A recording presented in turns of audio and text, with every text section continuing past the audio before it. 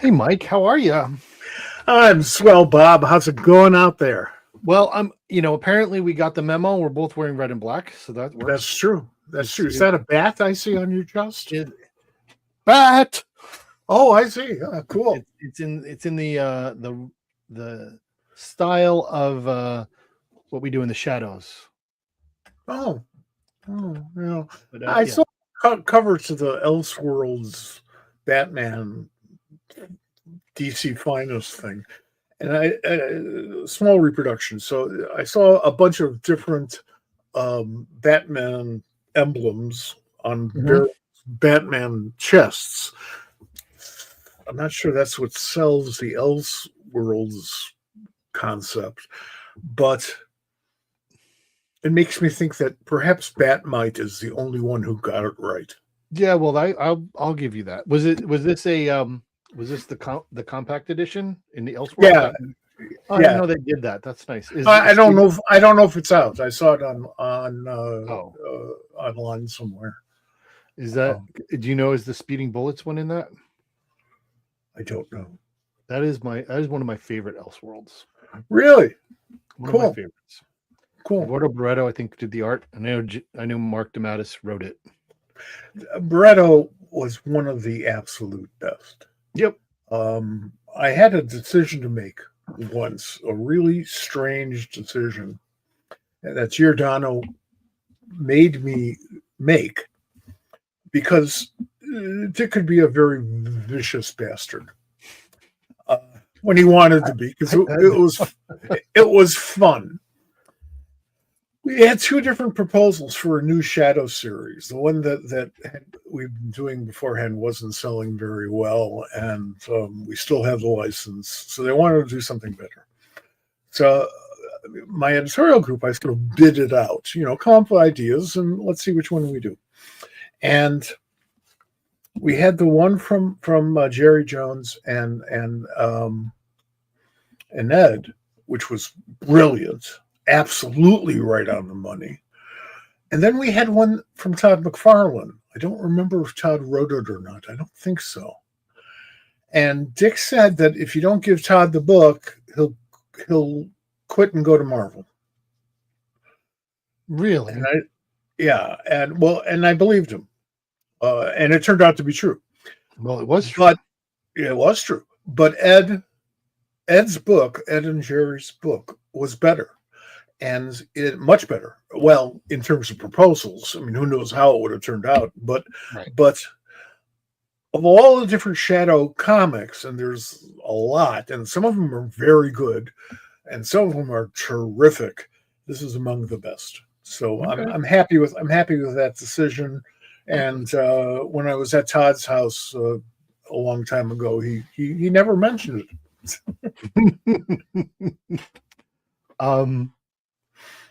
We're going to talk to somebody tonight who worked on a Shadow book. I think it was a Dynamite. She edited the Shadow book that Matt Wagner did. Oh yeah, And yeah, good stuff. And Rachel Pinnelas will be with us shortly. In the meantime, we got a couple of things I want to cover. One is that con season is here. It is in full swing at this point. We're in March. You can't get away from it. There's about 4 cons going on every weekend.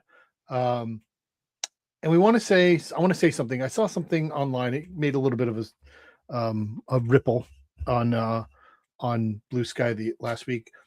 I'm talking about people at Emerald City Comic Con, and what the gist of the post was, and then people followed up on, was to remember that the artist behind the table paid at least $450 for the table, at least $500 to $700 for lodging, probably $150 on food and drink, and probably $300 on the merchandise that's there. So when you're looking at these people, they're not, most of the people who are in Artist Alley, who are in Creator Alley, are spending money to be there. And so when you don't spend money with them, they end up, out. So just think about that. I want to put that out there for folks. when you're attending cons this year, which, like I said, it's in full swing, think about the people that are there, think about what, what they're putting up, and try to be as generous and supportive as we can be. Also, you're going to find, as you look at these different tables and hopefully engage in conversation, some really good stuff that you haven't seen before, you haven't thought of before. Just open your eyes a little bit. We should have. I love the fact that you raised this point, and I'd love to go into detail. Unfortunately, we have a guest and a wife and all that, but Mark Fishman, of course, does a lot of that. Our pal Mark, who's on here from time to time and contributes to the website regularly, and is a swell guy. And he works a lot of conventions every year. He and his fellow bearded strangers, and yes, and he knows the economics of it backwards and forwards. He knows exactly what needs to be done at every moment. It's really very scientific, and I'm kind of in awe of it. So we should have that as a discussion with Mark at some point in the foreseeable future. I agree. We'll continue to talk about that. Speaking of conventions, I will be at 2 this month. I will be at Awesome Con this weekend in DC. Walking around. Now, hang on a second. Sherry's going to be there, isn't she? Sherry is going to be there. She is going to be there taking cosplay photos and meeting John Adams. Yeah, that's great. Now, I didn't vote for John Adams, but nonetheless, I'm deeply impressed. Yes. Well, we're excited for that. I'll be there this weekend, and in 2 weeks, I will be at Planet Comic-Con in Kansas City. So bring me back some barbecue, please. I will try. I'll ship it. All right. I want to turn just really quick before we get to our guest. And she may chime in on this when we get to her. There was a bit of a news story. Some news was made. There was widely, and I'm going to read, there's a press release that was out there, and I'm going to read this press release. So, following the coverage of widely reported protest by University of Alaska Fairbanks student who consumed AI-generated artwork displayed in a campus gallery, 40 prominent artists, writers, and educators have signed on to an open letter condemning generative AI in arts education and calling for University of Alaska Fairbanks to remove it from its curriculum. The signatories include Arthur Adams, Gail Simone, Cully Hamner, Joyce Chin, Jamal Weigel, Laura Martin, Cami Garcia, Ethan Sachs, and Tom Ranney, among others. We argue that AI undermines creative training and artistic integrity, and we are urging universities to remove AI tools from its arts program. Yeah. I agree. I'm in favor of that. I'm pissed off only in that nobody asked me to sign that thing. I would have signed it like Don Trump. Okay, well, just so you know, there is a change.org survey or whatever they're called. I don't know. I'm not good at that. But there is a change.org opportunity you can add, and you can go into the comments of this podcast right now and find that link, and you can add your name to the protest. Well, let me make a very quick defense of AI. All right. So that surprises you. I will. I'm interested. I saw your eyes go a little bit wider there. A little bit. Okay. It comes in the form of a question. Which would you rather see? A speech by Donald Trump or a speech by AI made to be Donald Trump? Well, the answer is neither. But you got it. But to follow on that, I'd rather see a speech by a babbling idiot than something pretending to be a babbling idiot. Oh, you want the real babbling idiot, the real? Yeah, because I mean, I need that way. I have that I'm laughing at the right thing. Once I was at a carnival. I just pulled off the road. My wife wanted some cotton candy. I said, "Well, there's a carnival. Great, let's get some cotton candy." We didn't know that it was Microcephalic Day at the carnival. Oh boy. They didn't have a sign. And now I've seen and talked with microcephalics before, having done a lot of social service work. My wife had never encountered one at the time. And she was horribly shaken up because there were thousands of pinheads is the technical term. Is that a technical term? I'm sorry. Well, it's technical to me. So these are people with microcephaly, is what we're talking about, right? Yes, the Zippy the Pinhead, as in Bill Griffith. Well, that's that. Yes, okay. Which I still enjoy, and by the way, I believe is just about to hit its 60th anniversary. Pretty close, 55, 60 years, which just amazes me. And Griffith is a hero of mine. I just think he's just one of the greatest cartoonists who ever walked the earth. Yeah, well, that's fair. Well, what is the point? There's no point. Okay, all right, good. It's just that when you see something in real life, you want to see something in real life that's the chaos. That's the thing that you weren't expecting, or the thing that makes it more difficult.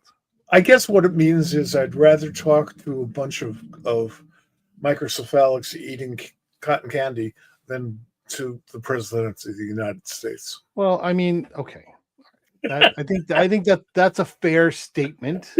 I don't want to put anything on people suffering from microcephaly. No, however, no. There's a lot of things I would rather choose than having that. Yeah, well, I understand. Now, I do want to come back to this letter one more time because it is out. I have a copy of the letter, and one of the things that I thought was really well placed in here is that it said that, what was this thing? The irony of this whole thing is that the protest was art, the consumption of the art, and that protest was more artistic than what had been produced. Right? It's closer to real art than what had been produced, and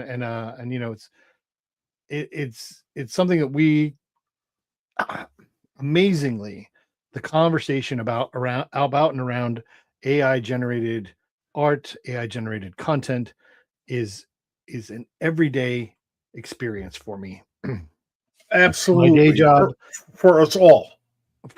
In my day job, where I work in technology, I have these conversations, and I do everything I can to stay away from it, and yet I run into people constantly like, "Oh, I did this with AI. Oh, I did this with AI," and it's disappointing. It's disappointing, and yet the term is inaccurate. It's people use the term AI, which means artificial intelligence, means that something came up with something, and that's never the case. There is never a time where a machine will invent something. It is just reusing things that it has learned. Today we have the problem. We see something, a photograph or something on television, or we hear something, and we wonder, wow, that's weird. Is that real or is that fake? Is that AI? I can answer that question in about 2 years, maybe 3 years at the outside. It's fake. Today, maybe not. But in 3 years, believe nothing. Believe nothing. And that it's not me being a nihilist. I leave that to my daughter. I firmly believe that we will very rapidly lose the ability to tell the difference between reality and bullshit. Yeah. And maybe we've had a hard time doing that so far as well. But now, damn it, we're making money off of it and ruining the environment at the same time. That's great. Yeah, it's funny. We've been talking about this. Like, I mean, you've been talking about this for years. I mean, remember back years ago, we were talking about, even on Pop Culture Squad, the beginnings of the deep fake stuff. And here we are still today talking about it.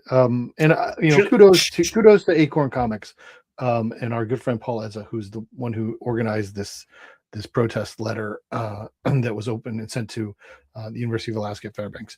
Like I said, in the comments is a link to the change.org survey. You can sign it yourself, and try and support the concept of removing generative AI from arts education. Speaking of Fairbanks, it is only fair for me to say that one of the loveliest experiences I had in my entire life was taking the Alaska Railways train, which is much bigger than normal trains. The track is like 3 times thicker, from Seward, which is south of Anchorage, all the way up to Fairbanks. You cross over some of the most gorgeous territory in the world, literally, honestly. And on top of all that, you're doing something that was impossible for anybody to do 100 years ago. Yeah. You're doing something. I mean, yeah, the train goes back a ways, but they stop for moose. If a moose crosses, I'm serious, if a moose crosses the tracks, for some reason, moose, like to stare at trains from the wrong direction. We're going to get to our guests now because we're hitting the point. But I do want to say it's pretty ironic that, or interesting that, so for folks who don't know, there will be a recorded podcast next week, SquadCast, that I did with Torin Grumbach over the weekend. So now you have mentioned moose. We had the same conversation about, is it moose with her? There are actually moose where she lives, but we will. It's just ironic that we've had the moose conversation back to back SquadCasts. I was trapped between 2 moose in meese, yeah, in Montana near the Wyoming border, on a back road, if there was a road there at all. I'm not sure, but the 2 of them were having a conversation. In the middle of the 2 of them was my car. So the idea of getting away was a non-starter. Well, I'm sorry for that. I had to wait until they were bored. Thankfully, you did. Yeah, right. Well, what can you do?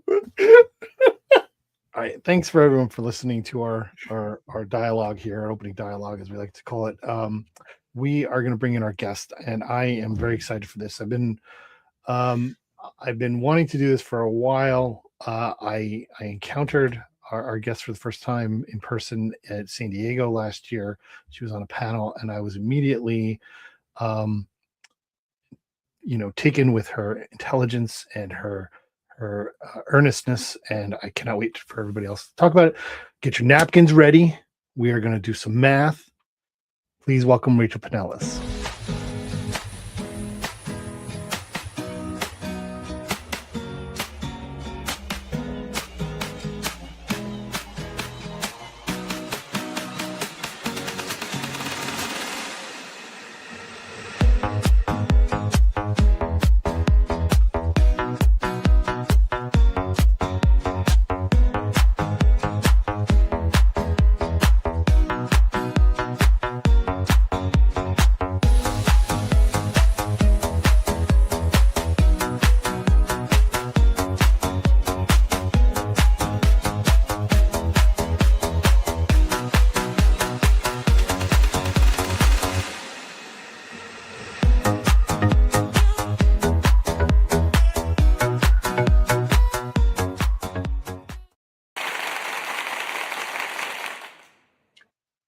Applause?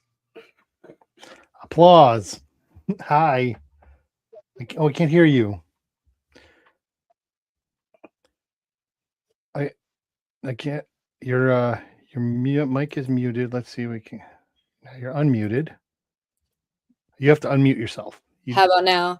Yes. Okay. All right. My headphones on. I've been having technical issues with my headphones today, just because I have this looks like a professional setup, but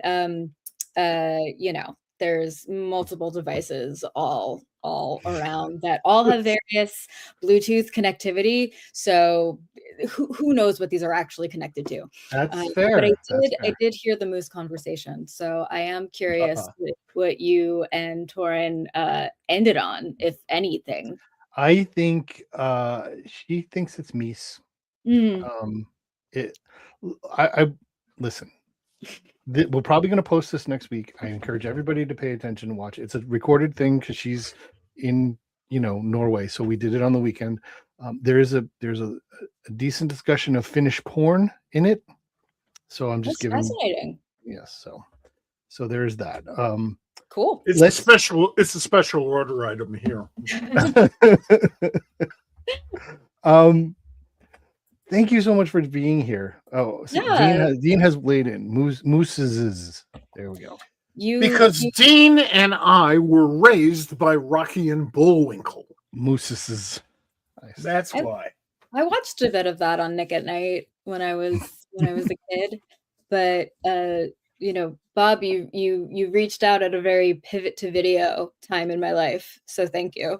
Okay, that's fair. Because I normally like to be behind the scenes, but increasingly our world and our marketing for our jobs requires being more comfortable on camera. So I'm challenging myself for that in 2026. So you're very happy to be here. You're a fine speaker. Thank you. You're just fine at it. So don't worry. I was at the Melissa Olson panel that you were at in San Diego, which was phenomenal. That was a fun panel. It was very fun. It was a great group. It was Melissa Olson, Mark Russell, Paul Cornell, Megan Fitzmartin, and I somehow was honored to also be amongst them. That was fantastic. We're going to get into a bunch of stuff, but I want to talk a little bit about your origin and how you got here. Architecture degree. Mm-hmm.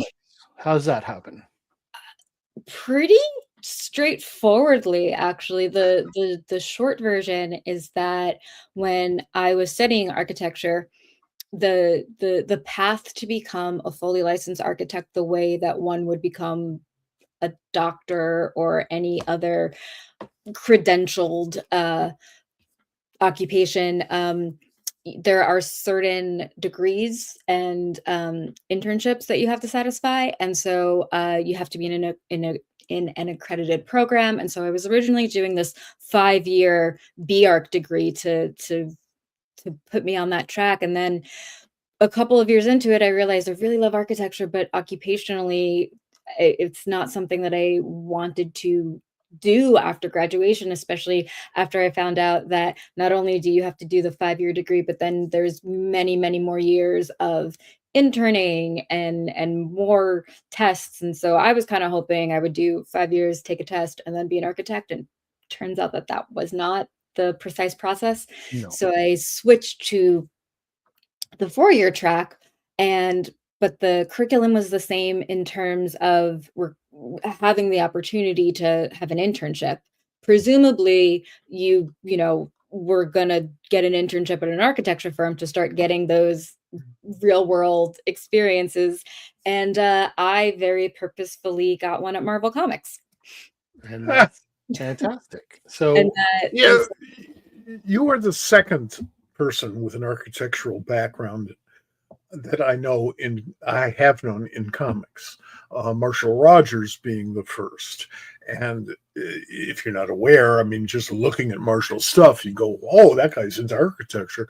I'm a traditionalist. I'm very much into, Burnham and Sullivan, those guys.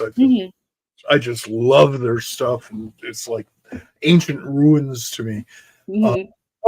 But architecture, as they said in Mr. X, is a form of communication. Oh, absolutely. Yeah, and Don't Mr. know X is that. also I love Mr. X. I think that there really is quite a relationship between comics and architecture, Yes. and it's something that even though I didn't become professionally an architect, it's something that that carries with me. The graphic training has been just absolutely just a bedrock in helping making comics. And it was why I think I was able to have such a successful intern experience the first time around because I got to start in the bullpen when the bullpen was still a thing. And Mhm. so, all the graphic artists together in a room doing production and so that was really great. But, there's the drafting elements of it, even hand lettering, very similar, so there's a lot of tactile traditions of architecture that is also in the creation of comics and even in the more modern formats you see them. And I love the Did Mr. you X know shout that out when because you picked? what was that? Did you know that when you decided that I was going to go? I'm going to go intern at Marvel. Did you So think? I Did you think? Did you see those similarities and say, I I'm going to go did. do that"? Yes, yes. And in fact, then because this was it was in my junior year, and then in my senior year, I did my a second internship in editorial. But I then, when I realized that this is what I was going to work towards, I had a few classes throughout the interim time of my first Marvel internship and then graduation where I would find ways to make those connections, specifically with the character of Spider-Man because of the way that he interacts with the city. Mm. There's a term called the tectonic, and so I wrote like a whole like thesis about Spider-Man and the tectonic. So there's so much actually of particularly the Spider-Man character. Obviously, you've got all of the New York City landmarks, but then even characters like Superman and Batman of how their city identities are so part of their stories. So I there's a book in here about this, many books. And of course, I I have a real soft spot for Thunderstrike because he maybe only wielded Mjolnir for a little bit of time, but he was an architect. So there's an architect out there. Both forms appeal, comics and architecture appeal to the sense of wonder. They Sure. draw Yeah, on our sense of absolutely. wonder and they inspire our sense of wonder. And the beautiful thing about architecture is if you study it, you learn how to see the forest and the trees. Yeah. Yeah, I'm And always even though I am not a credentialed architect now, it's an education that I really do uh suggest and believe in because much like comics, the study of architecture is also very multidisciplinary because you're doing physics, you're doing history, you're doing art, you're doing studio art. There's so many different facets of it that you can explore and just never stop. And so yeah, it's fun. And I still love trying to find ways of making those connections and finding examples that are new to me, because I'm nowhere near the expert on comics and architecture, but I love talking to people who also really like to find those similarities, because there's a lot that we could teach and share with each other. And then of course John Stewart, Green Lantern. He's an architect. That He's an architect. Yep. That's Yep. a dream project, but one day. No, sure. Well, hopefully it'll be a little easier after the TV series. There's a downside. I don't know if they're going in his architecture direction, but we'll see. Yeah, we'll see. There's a downside to being a fan of architecture.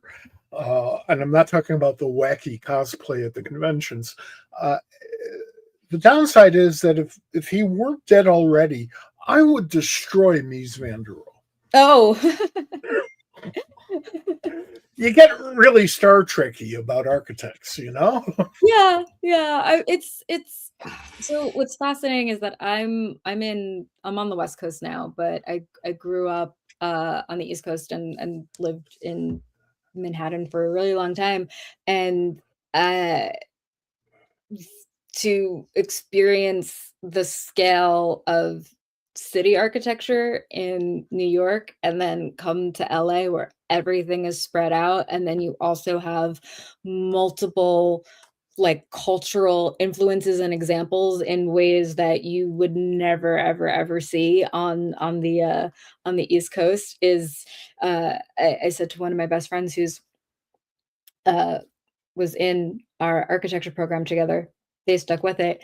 But when they came to visit me out here for the first time, we were walking around and I realized and purposefully went to some of the case study houses by Charles and Ray Ames. And also I wanted to see some of the Frank Lloyd Wright houses that have been very, you know them when you see them in Blade Runner, like the Ennis house. We would drive in front of the because they don't let you in unless you have like a filming permit. But I remember saying, I think on the East Coast, there's this conspiracy almost of a very, like you said, like Star Trek about like your like what is considered like a great architectural style, and then you come to the West Coast and there's a whole other world. And That's true. And it made me wonder. I had a brief moment. I was thinking, if I studied more of the West Coast stuff, would I not have then decided to, hard pivot back to my first love of comics? Who knows? Well, I mean, that could be true if you just missed the bus or something. I mean, sliding doors. The butterfly effect is humongous. Truly. You made the right choice. So, first love of comics. What did you grow? Did you grow up reading comics? Yeah, lots of Batman. I mean, I was the perfect age for Batman the animated series, and so that was wonderful because there were also comics of Batman the animated series, and then I was also that was there's not even a word that means more formative than formative, but that was incredibly formative, and also wonderful examples of Art Deco architecture. There's that. But also at the same time, there was the Gargoyles television show, and that was really also architecture. Yeah, exactly. As well as now there's a new comic series adaptation continuation of the show, but in my youth there was a Marvel Comics series. There was. And my mom, I remember, bought them for me because it was something that I really liked. And so and then years later I remember putting together a list for something of, what was the first comic that you bought? And I realized that the first comic that I bought was Marvel Comics Gargoyles. And it was penciled by Amanda Conner, which was really cool. Great. So that was, and what I also really loved about gargoyles was, one, gargoyles, obviously. Two, they looked a lot like Batman with the wingspan, so that was great. And all of the characters were named after uh, New York City boroughs. Mhm. And I had, just as a kid, we moved from Brooklyn to New Jersey, and so, like, being like a homesick city child, I really connected with the gargoyles. Where in New Jersey? Central, Hmm. not far from. I grew up where there's a guy called Bruce Springsteen, if you heard of him. So Well, very. I so I'm a Jerseyan by by nature. So I grew up down the shore. So Nice. Yes. Yeah. further down than central. Okay. So Very my, familiar with down by the shore. yeah. Anyway, so you worked on so many when you started assistant editing at Mhm. Marvel. It was a humongous explosion of stuff going on between the Heroic Age, the House of M, Yep. the Siege was coming, all of it, like so many things were running, and that was such a good time at Marvel. What was that like for you? And what does, for people who aren't familiar, what would be the role of an assistant editor or associate editor at that time, running 5-6 books a month? Project management, as well as not going insane.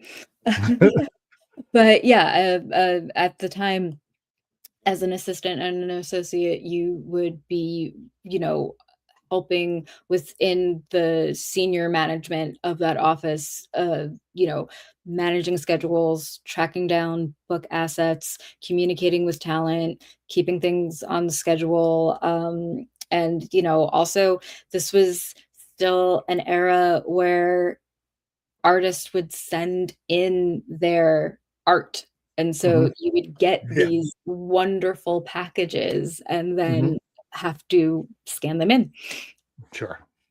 That's So awesome. it was very uh it was very physical, as well as obviously all of the project management elements that you were required to do, and of course, assisting the office, but then also you were, physically responsible for retrieving some of these book assets in a way that, now it's great, obviously, upload your files, but when I was an intern, I remember scanning art of one of the last things that Gene Colan did for Mm. a Captain America anniversary issue. Like, that, you're holding Sure. comics history in your hands. That reminds me of the time when Al Milgrom was inking um, Bob Brown, one of the Mhm. classic 1940s, 50s artists. And Bob had just died, and there was 20 pages worth of stuff to ink. And Al looked around the bullpen at the time and said, "Hey, anybody want a last shot?" Brown? And I'm thinking, wow, what a wonderful thing to share with people. I mean, in any other business, maybe not, but in comics, yeah, you Mhm. bet. You bet. And people were lined up.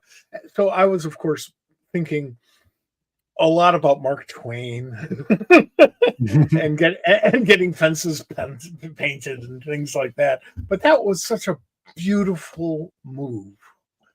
Yeah, I I and if with Gene, oh my God, it was, but that was part of the job, which was really, really, really cool. But to your earlier question, Bob, that by the time this was also, maybe I was still an intern when, for that particular issue, but the era that I was assistant editing at Marvel, we had an incredible amount of just awesome events Mhm. that I it was a really, I think the heroic age was a really special time to be reading comics, to be Mhm. reading superhero comics in particular. You know, you have Fear itself, you bring back the scrolls, the cosmic corners of Marvel are, Mhm. reopened in a way. There's a lot that I loved about that time in Marvel that I don't think they've hit since. I I'm just saying. I mean, I'm biased, I would agree. I obviously But I also think I that's have a the soft MC, spot just for the all MCU of it all. There's that. those. Um, but no, and it was fun for me when I make these, people. I make these little videos to introduce our guests, and it's so much fun to go back and see all the things that you've done, the things that you've touched. Um, uh, and I kind of, I want to talk about that, I guess, a little bit more, but I also want to pivot just now, and I want to talk about what you're doing now, because it was announced last month that you're joining Vault. You've joined Vault I have, yes. as an editor, and Yes. well, how's that experience been, and what can we look forward to? Because I'm excited. I'm excited. I'll tell you this. I'm I pay attention to all of the publishers and what goes on and where, and I've been a little, as just a consumer, I've been a little concerned. And when I see that they hire somebody like you, I get a little excited. So, Well, so what's going on with the Vault? I'm very excited. I'm very excited with what is planned. I'm very excited with what's to come. It's been a really busy month because I have just started. Mhm. So I'm also coming to you, straight from one tab to another tab. That's There's a lot of tabs open and a lot of work happening sure. in this.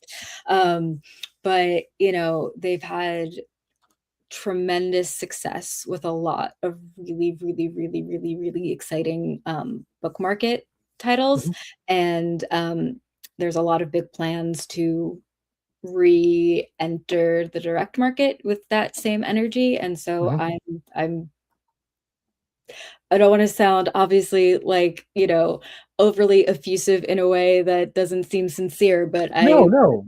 truly I have. expect a little bit of it. Yeah. Yeah, no, but I'm so happy to be working with this team. I'm so happy to be flexing this editorial muscle again. I'm still writing things, so that's also keeping me busy and keeping even more tabs open on my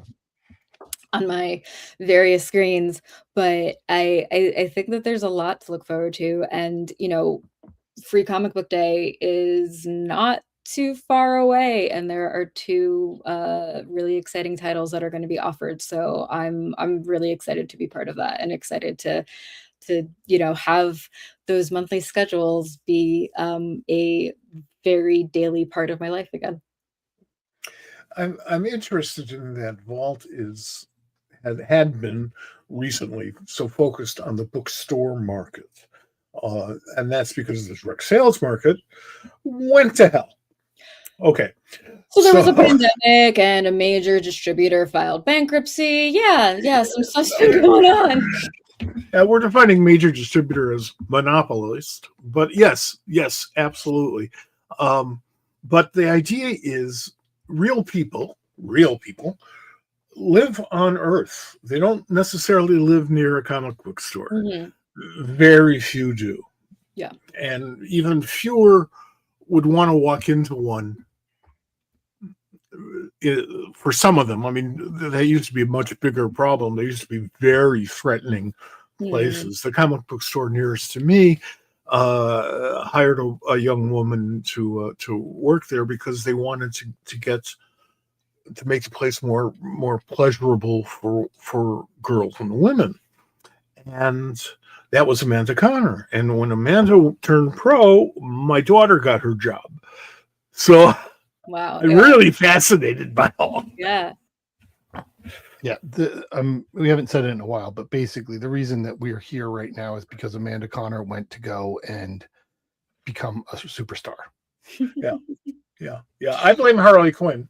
I mean, I blame her for keeping me reading comics, because my very first comic, she was the penciler of my gargoyle dreams. Right. Oh my. That's fantastic. I love Vault. I love so many of the things Vault's done. There's another podcast that's in the can that I'm in the middle of editing with John Lees, who was part of the original launch. The Nasty. Well, we were talked about Hotel and the Nasty. A lot of it's about Orlo. If you haven't read Orlo, read.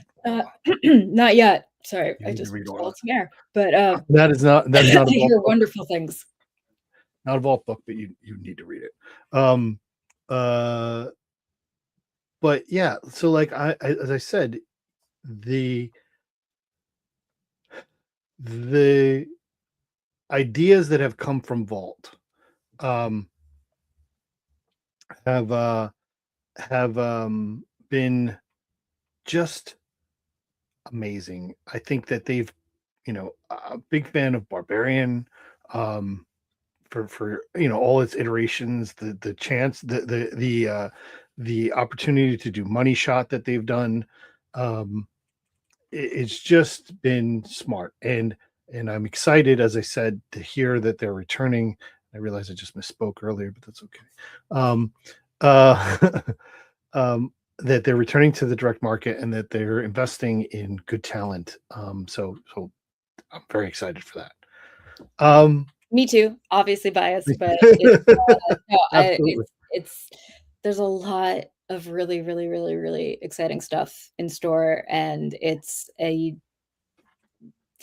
I'm working with some of the most talented people in the business on the operational side of things, and it's obviously a lot of work, but I'm very happy to do it every day, even if I say that I'm very tired, which I am, but that's just the world in 2026. I understand. The coolest thing for me about being a comics editor is that there are always far more phenomenal projects that you want to work on than you'll ever have the time to do. Yeah. You're in a world of excess. Now, it's not all those projects would have come about even if you were able to work on them. And there are some projects that never came about that really hurt me. And I'm sure you feel the same way. My God, that was great. Why didn't that happen? And usually there's a good reason. Sometimes there's a bad reason that sounds good. But the idea of being able to kind of parse your time up. I was a group editor, so I could assign books to people. Of course, and that was nice. So that was sort of me having my cake and eating it too. But part of my contract with DC originally was to help develop new stuff and then pass them on to editors, and those people would be promoted to full editors and so on and so forth. And I did that for 7 years, and it was a lovely, lovely, very creative experience working with so many of the most god-awful talented human beings the world has ever known. Yeah, it's, I'm a big fan of Taylor Swift. This is not a secret. And so she has a lyric, the greatest films of all time were never made. And sometimes I feel that way about comics in the best way, because sometimes, for whatever reason, like you said, there are mysterious external forces that make, schedules misalign, and it doesn't happen the way that you would hope that it would happen. But, there's an infinite amount of possibility with comics, which is what is so exciting about comics. But then you also have to not just recognize, but accept, I can't edit them all. That's right. That's right. And there's so much potential that if you even if you don't have 400 projects that you'd love to jump in the middle of, there's 400 more you could find in a heartbeat. Yeah. And it's an endless supply of creativity and creative people. And if you can stay away from bureaucracy, you're going to have a wonderful time. I'm not a big fan of bureaucrats. I don't think many of us are. The bureaucrats must be. I don't know. Yes. We've talked about a bunch of stuff, and we'll probably talk about some more. But part of the reason why Happy to talk about Splash again. so you said that. What Splash are we talking? Are we talking about the movie? Of course, yes. I mentioned it just only because I was recently on another podcast earlier this week where the subject matter was Splash. So The subject matter of the podcast was Splash. yes, it's for a podcast that is it's a film podcast, and so they're doing a Tom Hanks miniseries, and so I of course It is one of my favorite Tom Hanks movies. it's one of his it's one of his very first, and it was his first time working with Ron Howard. So I'm very much of the opinion that it belongs in the National Film Registry. It currently is not. It should be, and it deserves a Criterion edition. And I would like to write the essay for that. So I am on a campaign for that, whichever comes first. I can't tell you how many times I've watched Splash. It's great. I am of the age where I was like 10. What was it? What was this? What year was this? It came out in 1984. Yeah, so I was 12. And so you had nothing to do other than watch HBO constantly, and it was on constantly. So I can probably quote it by heart.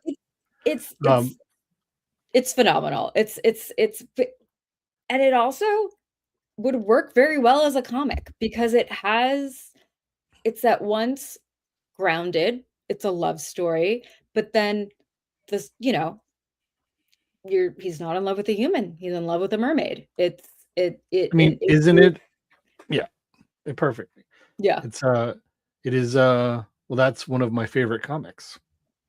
One of my favorite comics is the John Byrne love letter to Lori Lamari. I was just thinking. Oh yeah. Yeah. That is one of my favorite comics of all time. I think we need more mermaid comics. With that particular, and I've talked about this comic in the past, how much I love it. I can remember the moment I turn the last page, and the whale jumps out of the water, and I'm getting teary right now just thinking about it, that the greatest poet in the world is making a song for her, listening to your story, and it's a humpback whale. It was beautiful. Yeah, she's a great character. I'd love to see more of her. So, yes, absolutely. Yeah. I hate to say this, but I bought her first appearance off the newsstands. That's amazing. What, Lori's first appearance? Yeah, this was back in the 1820s, and I loved it, but it screwed with my mind something fierce, because in those days there was Lois, and that was it.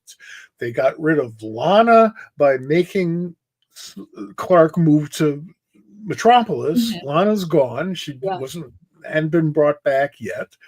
And now all of a sudden there's a genuine love affair with a young Clark Kent, a guy we've never really seen before. He was in college. Mm-hmm. And that opened up all of these doors for me. It's like, oh yeah, of course he went to college. What's that like? Well, what it's like is falling in love with a mermaid. Who else? Yeah. Why could he? Why was she ever on Smallville? That was a missed opportunity. Lori was never on Smallville. I don't think Lori was on Smallville. No, she wasn't. I think there was an alluded. No, I don't think so. Somewhere. I mean, there was an Aquaman. I mean, there's Aquaman and Mera were both there, but so maybe they didn't want. But I think that there was. I think her name was said somewhere. Okay, so it was one like of those things, like an Easter egg. Yeah, like when Chloe's like, "Oh, there's this wonderful woman you're gonna meet," and something like that. There's a lot of unsaid stuff right now. Yeah, more mermaids in comics. So that's fair. That's fair. Yeah, that's something that I'm trying to make happen. Okay, so I've been wanting to talk to you for a long time, but I thought it was appropriate that we have to talk to you now. We do have our Women's History Month logo up here, and I felt that you were a voice that we wanted to hear. And we've talked when you posted something, and I have napkins with math on them. So I have we tabs. I don't have napkins, but well I'm happy to talk about my some of your napkins. math, right? So here's this. Yeah. When you posted this, we talked about it on the show. Yeah. And for people who can't read closely or they're on their phones, it says, do I do the math on what percentage of creators what percentage of these creators are women? And am I going to be upset? And it was the top 50 comics in September of 2025. Mhm. And your response was happiness is a choice. I guess I went with the Frownsies, 8.5%. 8.5%. Yeah. So The it's a numbers are conversation that I not- want to have. It's a conversation I want to have right now. The numbers on the direct market are not good when it comes to the representation of best-selling creators on best-selling titles that are not men. So Which sadly comes as no surprise. there's a couple of things I want to talk about with this. One is let's I think it was where are we? It probably was December, maybe November. There was a week where there were 3 or 4 new comics that came out written by women all the same week. And then 4 weeks later issues 2 came out, and 4 weeks later issue 2, and those were it was Marian Heretic, Mhm. the Mary Sue, Mhm. Temporal, and I think Voyeur was off by 1 issue, and Roots of Madness was also in there. Like so, like the all of those came out. That's an anomaly because also those are also creator owned. They are also creator owned. They are also yes, Yeah. but that's the point, right? So they're all creator owned. They're not work for hire stuff. Work for hire stuff is different. I find that. So one of the questions I want to have with you is, why do you think it is that when a work for hire creator who is a woman is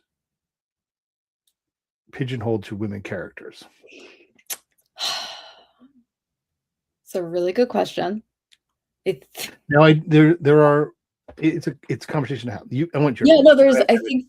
I think there are a lot of factors because when we talk about work for hire, we're talking mainly about Marvel and DC, the big 2.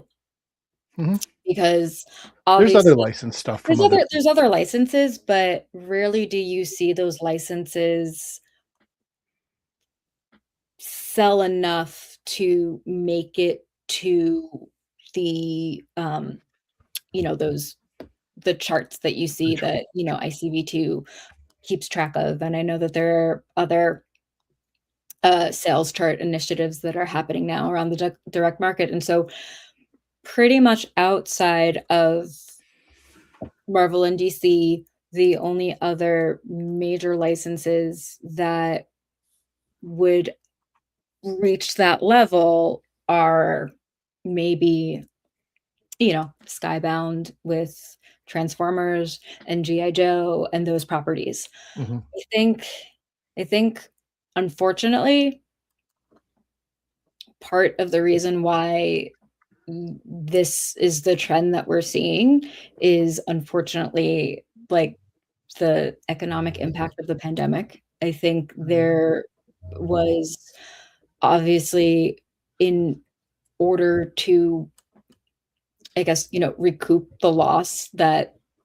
had on, across the industry in so many ways, that there were choices that were made to, put the best-selling talent on new properties to excite people to come in, and 99% of those names are men. And so, you don't see a lot of publisher support building up a new name of a woman creator that hasn't already had the track record of the big 2. But then Right. that's, a bit of a catch-22 because Sure. how does one achieve that opportunity if the publishers aren't ready and willing to back that up. And so, and then it becomes this cycle of, well, we're not going to give a series to someone who's untested, but where do you find the opportunity to test that talent? And so then what happens is, more often than not, for women creators, you have to prove yourself even that much more to a level of scrutiny that,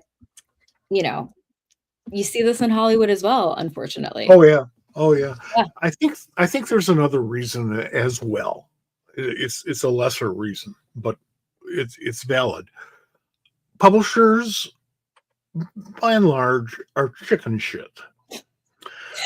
So if they have a woman who's talented and wants to write something, they can kill two birds with one stone. I don't think they think like that, but they can kill two birds with one stone by putting that woman on a female character. Which means Louise Simonson, who wrote Superman and Spider-Man, died for your sins, although she's still alive, and I'm still sinning, so it's okay. But if the publisher showed a little guts, this person is good enough to do that, or this person wants to do Louise that. Simonson omnibus of her Superman run, or a Spider-Man. Oh, I agree, but I'm such a fan, and I was a fan of hers when she was back at Warren, back in the old days, and just one of the nicest human beings on this planet. So, but yeah, I think unfortunately the trend. let me put it this way. What's up? If they said, "Hey, let's get Louise Simonson to write something," do you think that they would say, "Hey, let's get her to write a woman character"? Probably. There would be that. Now, I'm not saying she would do it. Emphasis. No, but I think unfortunately in the current trend of the industry, if they're going to bring on someone that has that legacy, they're going to want to put that hopefully on a character to, build up that isn't, franchise, because you also have the contracts are different now too. Like, who knows what's in an exclusive writer's contract right now? Who is the current, franchise writer of Spider-Man? Maybe only so many people can be writing Spider-Man at a time. We don't know that. There are levels that, behind the scenes there that aren't being accounted for, but the way that they are being accounted for is that what we see is month in and month out, unfortunately, what is the best selling. Yeah, exactly. So this was the top 10 best-selling comics from one of the biggest publishers in December 25. Have at least half women characters in the forefront, if not main protagonists, and all our artist teams are men. It was Image. Okay. Well, that's interesting, because you're right about that, and I shame on them. Look at all the women who were founders of Image. Well, there are no women founders there, but shame on them more. I'm not trying to give a pass to Marvel and DC, but they're monoliths and behemoths, and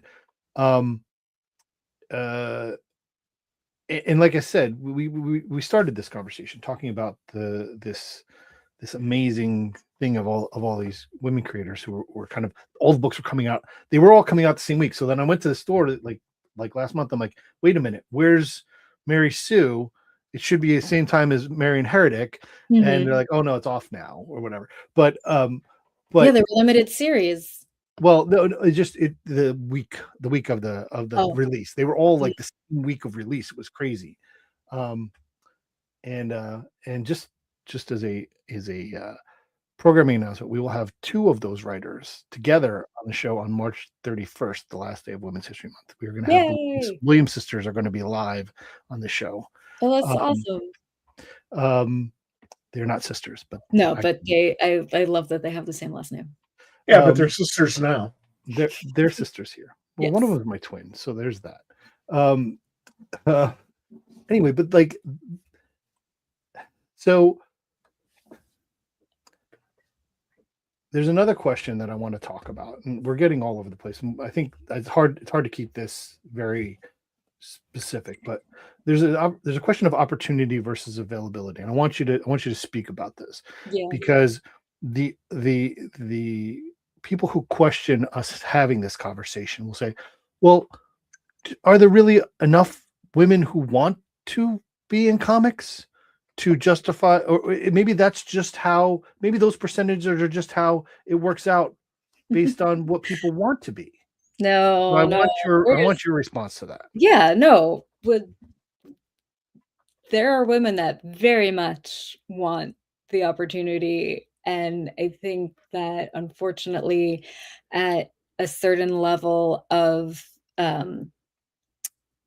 senior executive editorial oversight, there's a culture that is viewing it through a different lens. And so, Mike, you were saying something before about, comic book stores not necessarily being the most hospitable of places. And, unfortunately, not every city has a comic book store. And obviously, your mileage may vary on how welcoming that store might be. And so I think, unfortunately, there's also a cultural aspect to it that for so many women that do express an interest and desire to want to become creators in comics, or just be more involved in collecting or other aspects of the community, whatever their luck might be in terms of who are their tour guides for it, for better or for worse, if they're, exposed to someone that has an attitude that they don't belong in the space, that's going to be very dissuading. And unfortunately, I'm very lucky that I don't live near any comic book stores like that.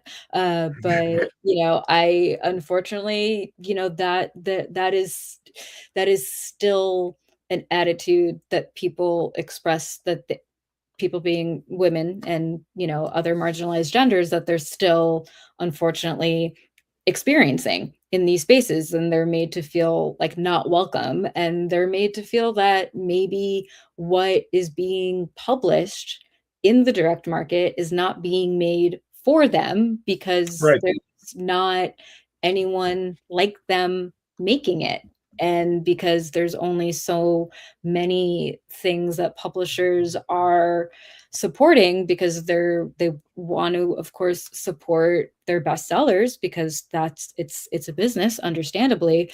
But then that's why I've been going through old Wizard magazines, which is probably really bad for my mental health, admittedly. I would think so.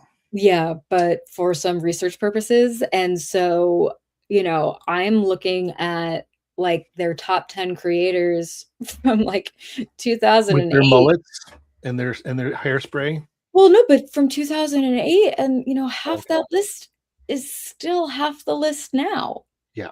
It's the way. It's the that's true. And so not much has changed, and in that regard, and I think that has been not quite instrumental, but almost like an excuse to push back against having more diversity of product outside of, oh, here's an anthology, or, oh, here's, a variant cover program for this month. There's not a lot of regularity in which you see diversity in creators, and diversity in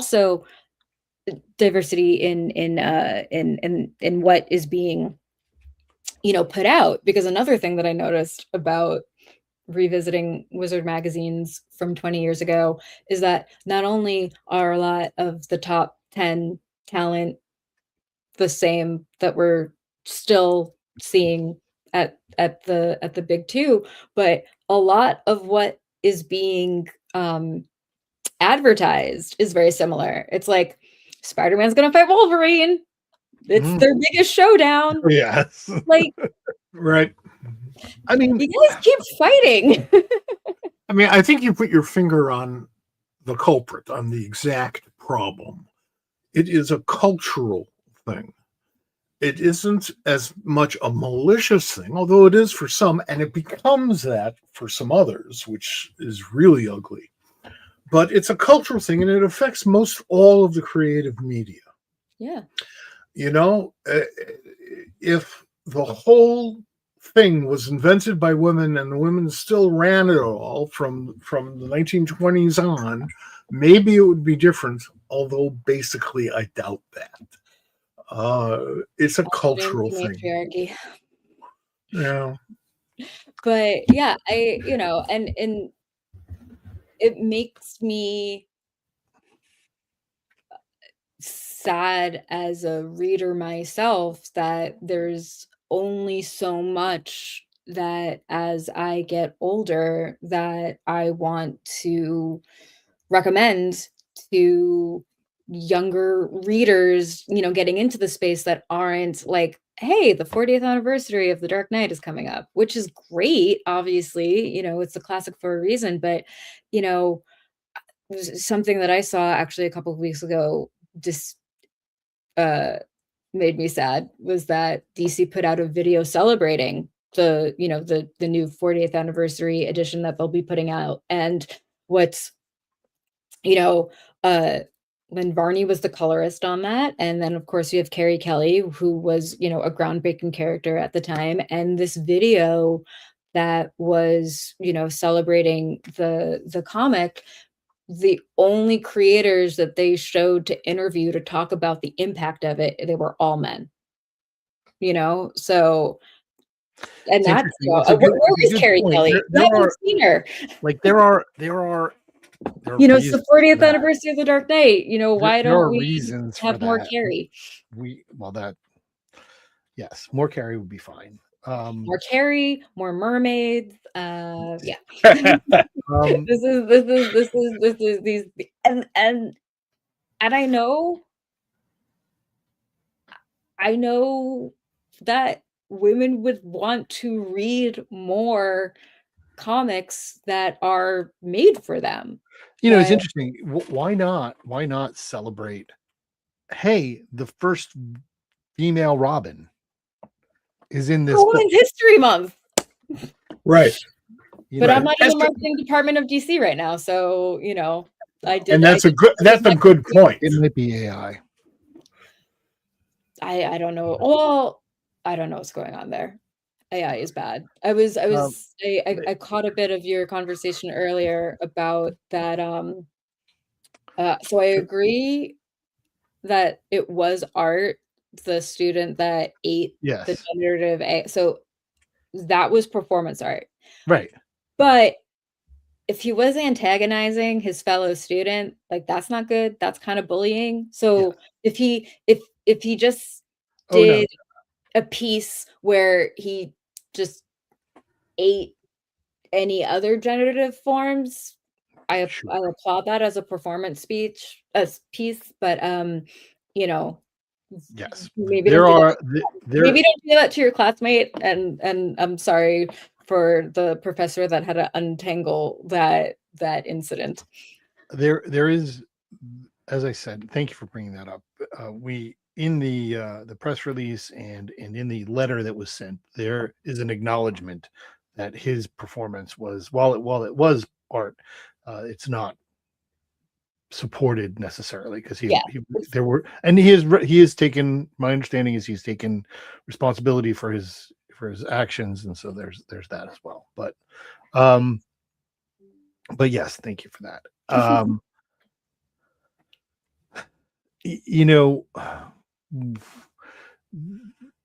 It's really important to me to see women's names in credits. I talk about this all the time.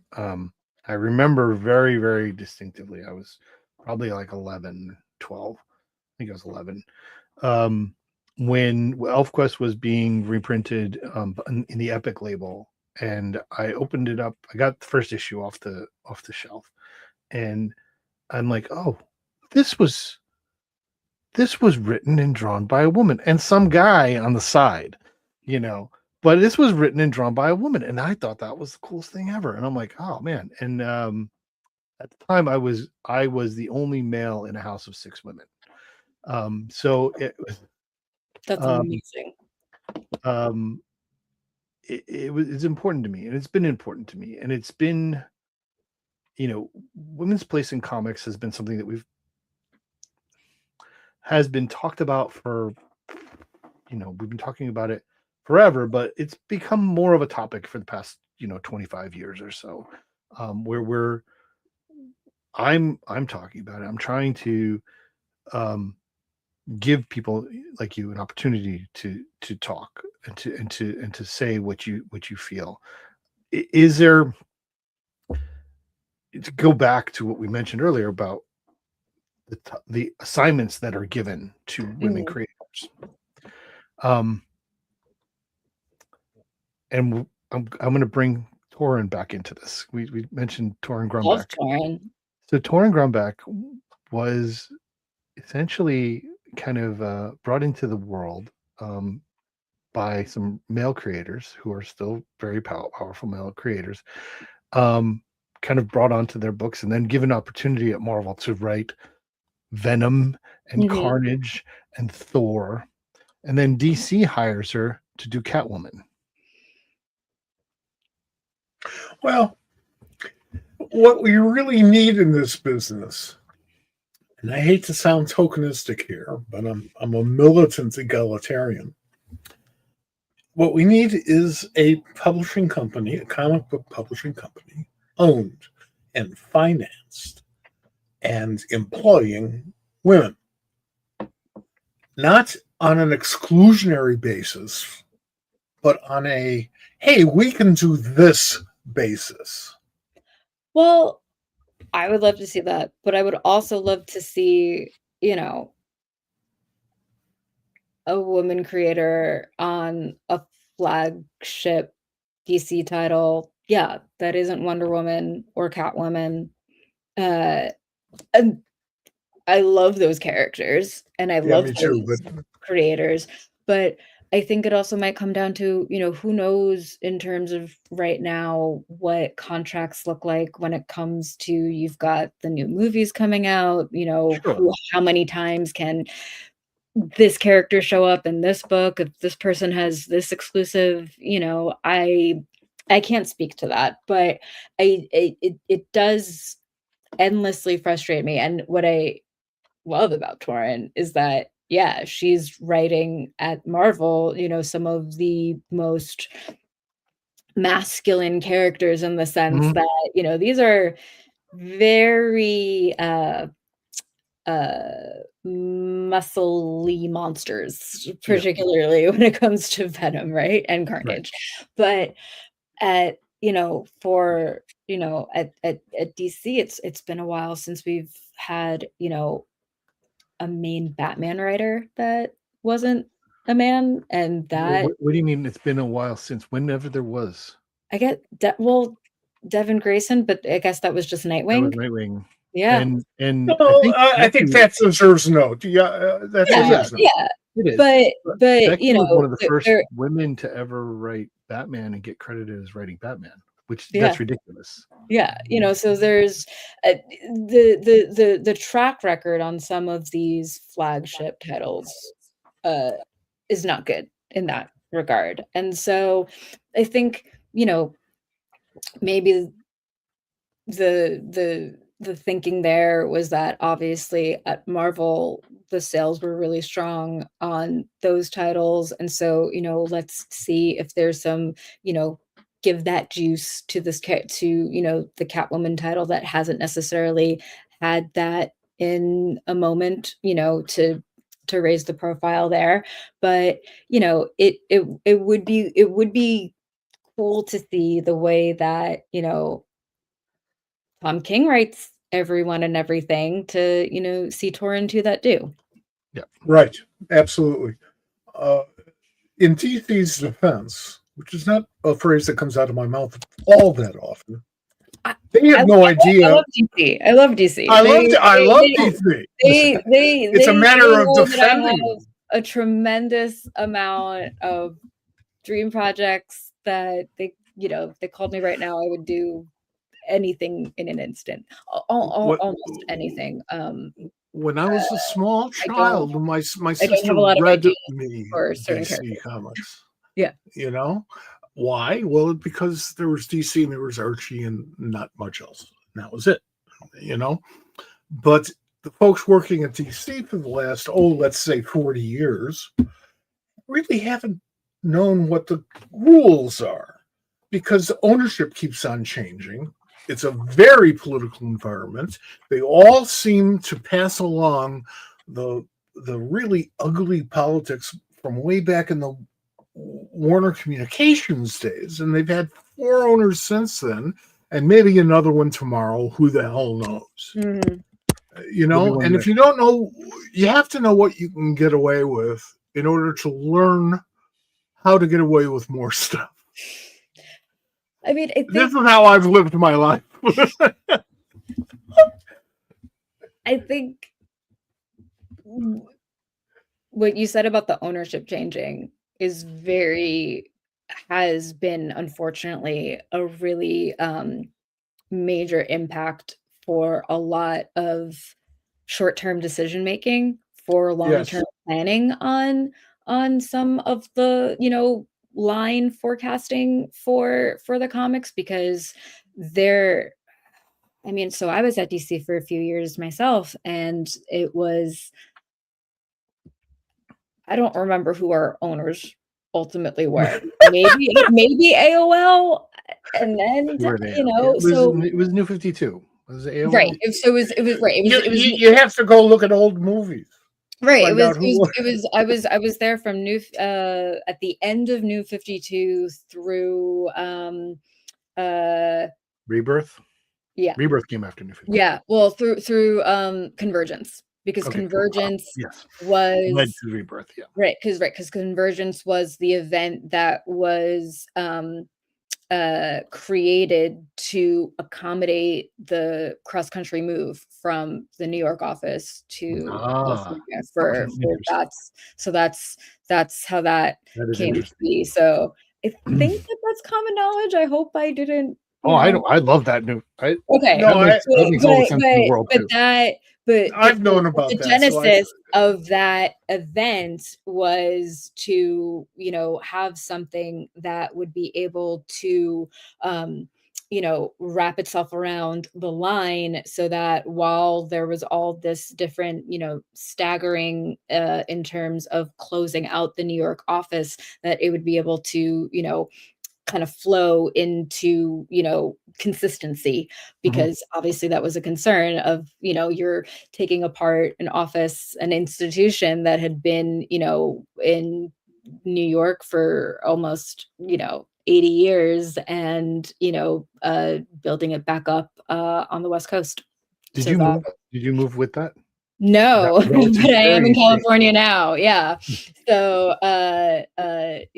another sliding doors thing. Unfortunately, at the time, for health reasons, it would not have been possible for me to make that move, which was heartbreaking. But I mean, we all know that there's plenty of people who made those choices. But and others who did not, and companies move, and today companies fall apart and change hands and then fall apart again all the time. Sure. This is not a world where anybody employment-wise is safe in just about anything.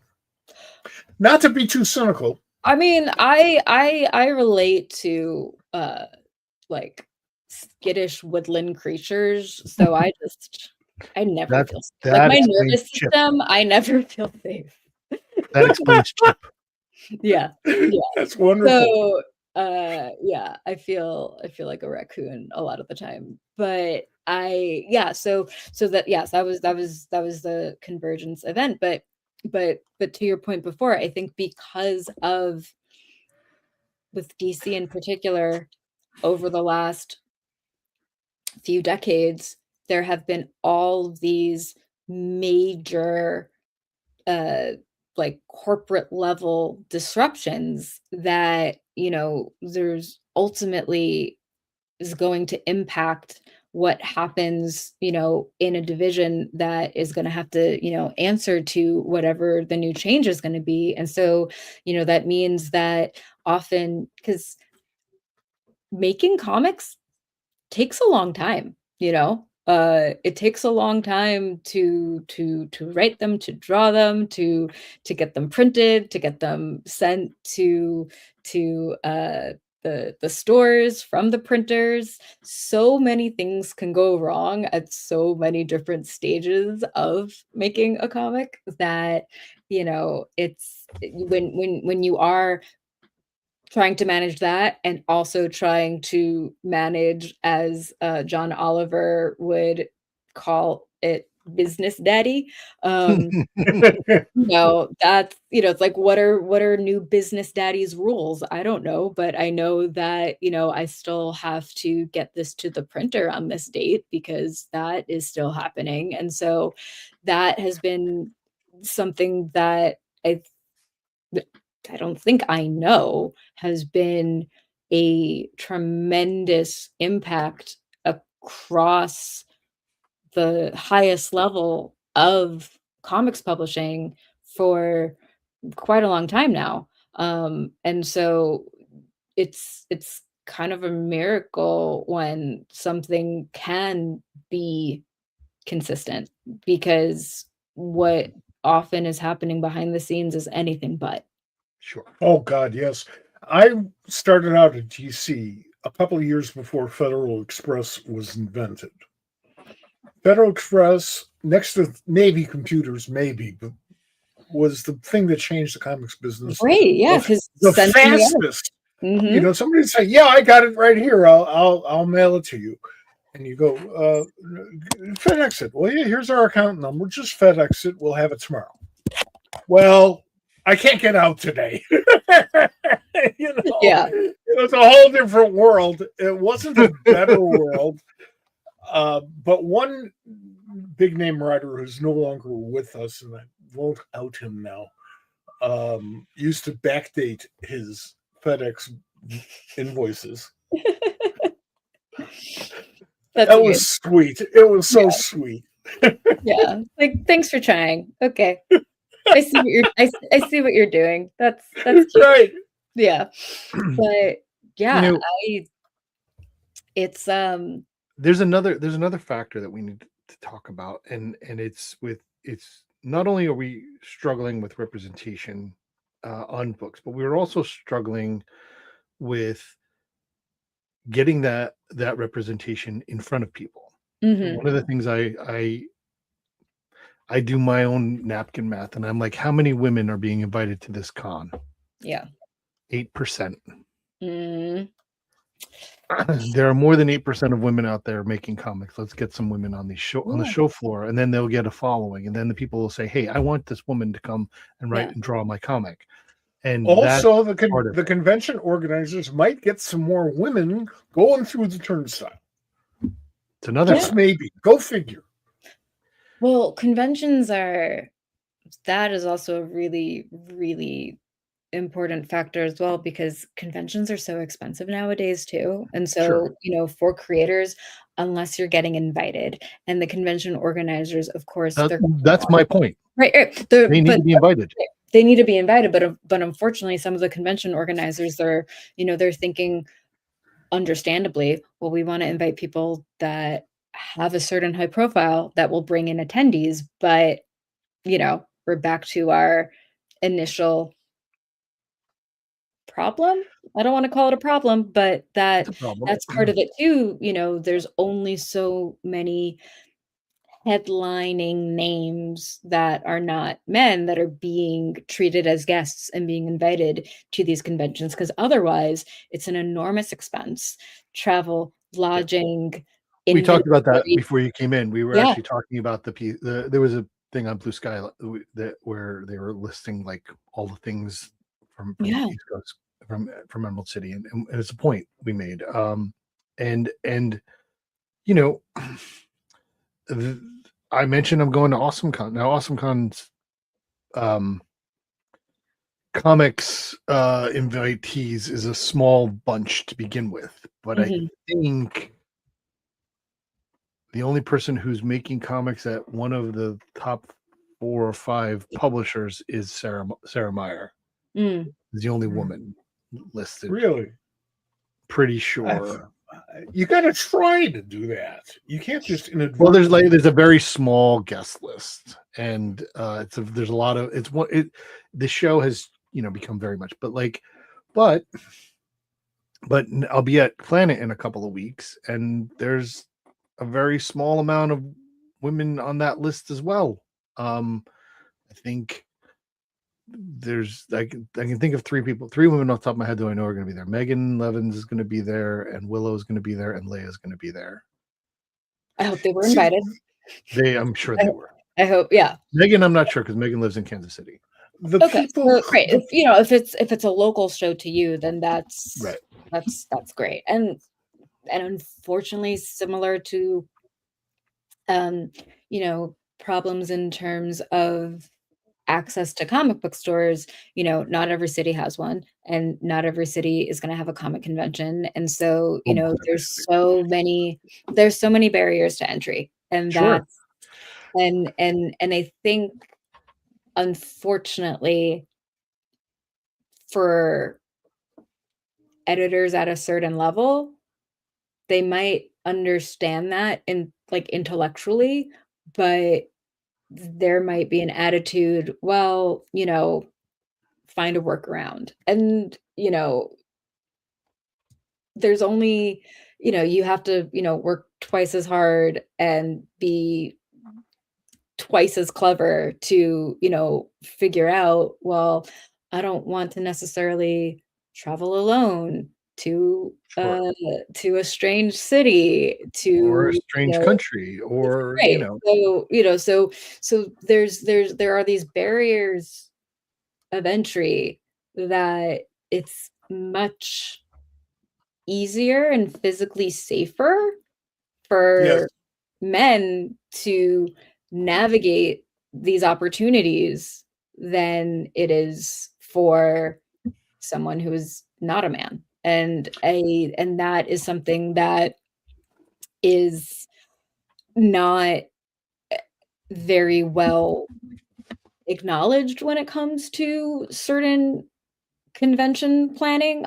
I'm not saying specifically anyone. This is just kind of a general observation that I've seen when I talk to friends about, what ultimately will factor into kind of like, is this show worth the expense? Because it's not just the expense of the show, but when you're traveling and when you're a freelancer, that also means time that you're not working, time that you're That's not, right. time that you're not writing, time that you're not drawing, time that you're not creating something that might better serve you to be able to have to put in front of an editor. But then again, you don't want to miss the opportunity to cross paths with someone, because how many times do you have interviews with, a guy, and you ask him, how did you get started? And he'll say, oh, I walked up to so and so at a convention. Yeah. And Yeah. so for Absolutely. women, so maybe for that guy it worked out that, oh, he walked up to so and so, and that's great. But maybe for a woman, she walked up to so and so and he said something inappropriate to her, and then she never came back to a convention. And that is also, unfortunately, a not uncommon story as well. I think we have put the snake's tail back in his mouth, because Sure. So many conventions, and I'm not talking about the corporate thing like Reed, because they don't know comics at all, but the others are run, or at least were founded, by people who own stores. And they can't help but bring some of that mentality with them. One would have hoped that by now we would have evolved past that. Comic book stores have been around forever now, 2 generations, maybe 3. No, we haven't gotten past it at all. Well, I love the idea of I love comic book stores. Once again, being in Los Angeles, I'm spoiled in that regard. We have Mhm. incredible stores that do not fall under the definition of an unwelcoming space, in my experience, thankfully.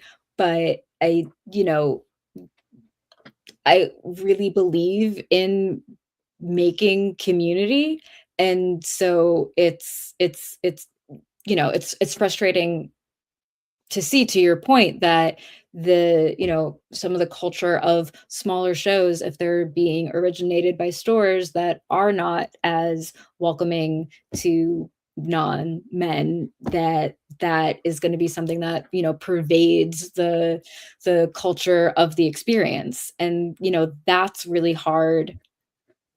How do you intervene with that? Because publishers can only do so much. Obviously, publishers don't want to lose stores as their clientele, because that's what a direct market is. But you don't want you don't want the person entity that is making the product that you hope to sell, then scolds you of like, Right. hey, we don't want to sell you our Batman comics if you're not nice to women. But Yeah, well, yeah, there yeah. there is not every store is made in the same image that is the obvious oasis that Los Angeles is. So Sure. Not only that, but the problem is magnified, because when a woman walks into a store, or into a convention for that matter, you pretty much know, oh, that's a woman, and you respond or not. But and that's probably true for people of certain ethnicities, certainly Black folk and Asian Americans. Gay folk, the queer community is a little harder to identify if they don't want to be identified. There are all these creative people out there that are being ignored. We are in the creativity business. We're in the we're going to tell you a story that's going to blow you away business, and we don't have enough good people to do that. And the more good people who do that, who we do bring in, who do get that work, get that exposure, they bring in more people. Sure. yeah, I think it's ultimately about just obviously respecting everyone that comes through your door, and that Right. should not be a hot take, but that might be to some kind of radical position that I have, that I No. I had experiences when I was on staff in Sure. New York. I would go into a store and they would ask me if I was looking for something for my boyfriend, Yeah. while there were literally books on the stand that I had a credit in. And, you know, Yeah. Because they couldn't have been looking for something for your girlfriend. no, right. Yeah. Couldn't have been Yeah. looking for something for myself. Couldn't have been looking for something for my girlfriend. So And that wasn't that long ago, unfortunately. no. But that No, is not and it can something. happen tomorrow. And here's the thing. We're gonna keep having this conversation. We can Oh we can yeah, have this this is conversation this is for I hours. mean, this is And this is I'm gonna keep having this conversation until people tell me that open your eyes, we've already fixed it, because we haven't. I'm gonna until that point, I'll have this conversation. You are always welcome here, but I would love to have you back as an annual guest this month, because it's a conversation we need to have. And it's a great month. It is. So I will tell you, anybody wants to go back and look, there is a couple of years ago when we first started, I guess it 4 years, 3-4 years ago. I had, during Women's History Month, I had all women creators on. And the final show was Trina Robbins and Mindy Newell, the first women to write and draw Wonder Woman. Yeah. In a Wonder Woman book, which was in the 80s. Yeah. So I appreciate all of this. I appreciate this conversation. I appreciate your perspective, and I think we all know where it's going. I just did some math. More napkin math. I did more napkin math. So at one of the big conventions that's happening on the weekend, where there's 8 big conventions this month, there are less. That's the end of this month, right? The That's end of this month. Yes. and all of WonderCon, C2E2, and Planet Comic Con and Lexington. They're all happening on the same weekend.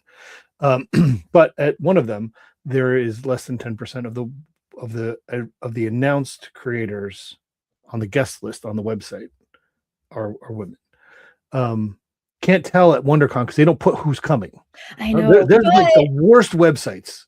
But so I don't know how many days I'll be there, but I'm probably gonna drop into WonderCon, and Babstar is the illustrator of the convention booklet this year. So Awesome. they should put the guests on for make that available for multiple reasons, for programming reasons, of course. But I was very excited to see that she drew the program for this year. So that's cool. Well, we need to go. Yes. I will leave you with Show Me the Squirrel. Yeah. Don't mention a squirrel if we're not going to see any squirrels. I will be watching Squirrel Watch 2026. I'm going to talk to somebody this weekend, and I will ask him about the squirrel. Okay. This is really important. This is make or break, because ultimately this is what I'm watching for now. You can't put that in a trailer and not deliver on the promise of a squirrel. This is. Chip is your favorite Green Lantern? No, I like the math one. I can't say its name. The one that's all math? The one that's all math. I like the math Green Lantern. It's obvious, yeah. I'm an old timer. Kat Matsui is my favorite Green Lantern. Okay. And also John Stewart, because he's an architect. So I do hope maybe we get to see some, so I will be watching lanterns for squirrels and architecture. You don't know. Well, now that you mention it, I think I'm going to have my cats watch lanterns too. Right? Oh, yeah. Absolutely, because squirrels. Yes, exactly. Yeah. Thank you, Rachel. Thank you so much for the conversation. Thank you for doing I'm always here to have it, obviously. We are looking forward to what comes from Vault and more. I think that there's probably some things you can't talk about yet, and we will. So many. We will be looking forward to those announcements. Rachel, this has been phenomenal. I've really had a great time. Thank you very much for appearing here. This is it was my pleasure. All right. So happy Women's History Month. Yes, indeed. Comic Book Day tomorrow, and I look forward to future chats. All right. Take it easy. Bye. Okay. Yeah, give me more opportunities to proselytize. I don't do enough of that. Well, we're going to have our guest next week is Sarah Cook. She has Kickstarter that's coming out. I will send you her Kickstarter stuff so you can take a look at it if you want to. She's a writer, and she's also on the board of the Zelda Awards. So we will have the opportunity to talk about that as well. Cool. So we're going to talk about some other things women related, because that's what we're going to do. We're going to focus on it. I know that it may seem weird, but we want, when you have an opportunity and there's a spotlight, let's take every advantage of that spotlight. And so stay tuned to our socials, because later this week I will be posting that SquadCast that I did with John Lees. and you'll need to see that there. And we will be announcing, next week. We'll be here same time, same squad channel, same squad time. Like, follow, subscribe wherever you are, and read more comics. All right. Thanks for being here, folks. We appreciate it, and we will see you next week. Bye.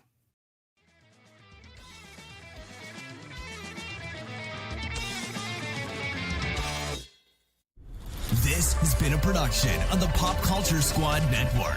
PopCultureSquad.com. How do you nerd?